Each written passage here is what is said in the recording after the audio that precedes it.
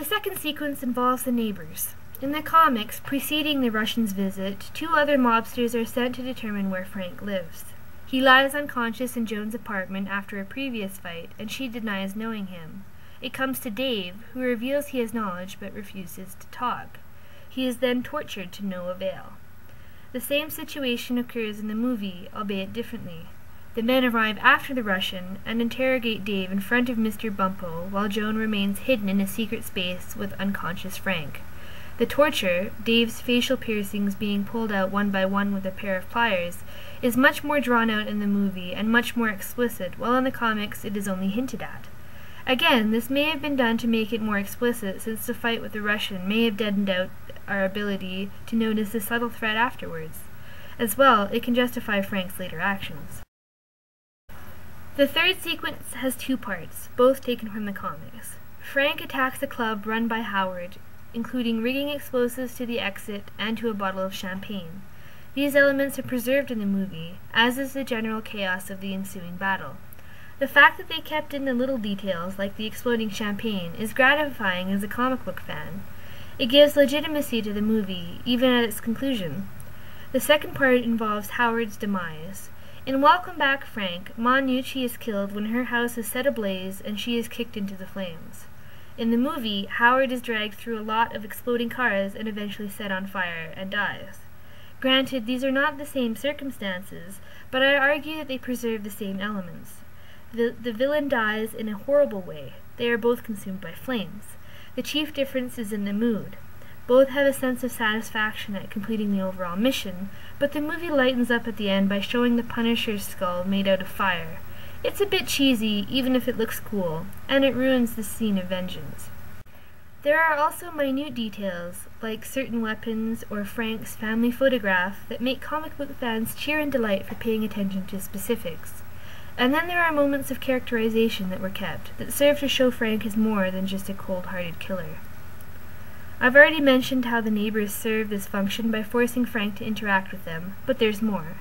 It could have been that he would be polite with them while living in the apartment, then leave. It didn't need to be more than that, but in both media it is. Frank shows that he cares about their well-being, even just as good people, when he leaves them a tidy sum of money upon his departure to ensure that they'll be all right. It shows the Punisher has a heart, and it's a nice touch. Similarly, in Year One and in the film, Frank contemplates suicide. This opens him up as a vulnerable character, even though he hides those feelings away. He's still dealing with a loss, and he considers a very realistic choice. All of that said, there are a few differences, namely with the created characters of the Saint family. They serve their purpose well, but Howard doesn't ever match the ferocity and vindictiveness of Ma Nucci. She's terrifying, ordering the death of someone who dared to ask her how she was after being mauled by polar bears, and having it carried through. Howard is threatening, sure, but he doesn't inspire the same sort of fear. He certainly doesn't inspire the same sort of loyalty, as one of his underlings agrees to help Frank bring him down. Then there are Frank's actions toward the family. In the comics, he merely hunts down each one of Ma's kin and shoots him. It's the grunts who get the more creative kills. With the family, it's pure and simple. In the film, Frank orchestrates a grand scheme to make Howard think his wife is cheating on him with his right-hand man so that he'll kill them both. He succeeds, and the revelation of this crushes Howard more than his death does, in my opinion. He's lost everything, so death is almost welcome. This plan comprises a significant amount of time in the film, and while it's clever and shows off the Punisher as a surveillance and tactical expert, it's quite different from the fighting common in the comics. It's also a bit extreme.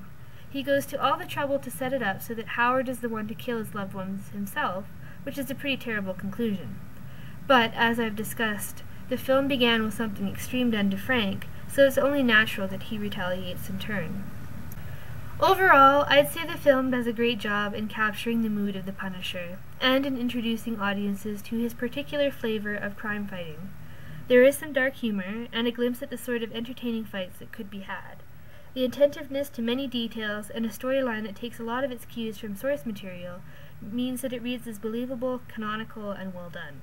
I certainly enjoyed both the comics and the film, though if I had to give a preference, I would say the comics, as they can do more with Frank than an introductory movie can.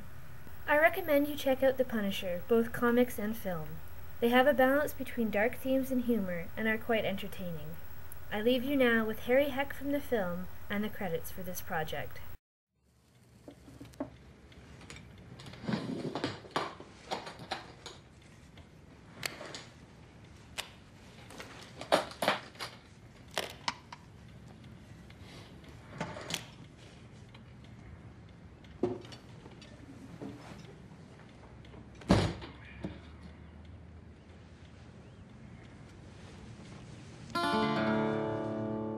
I can hear what you're thinking, all your doubts and fear.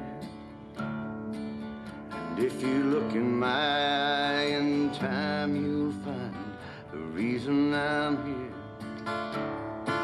And in time all things shall pass away. In time you may come back someday to live once more, die once more.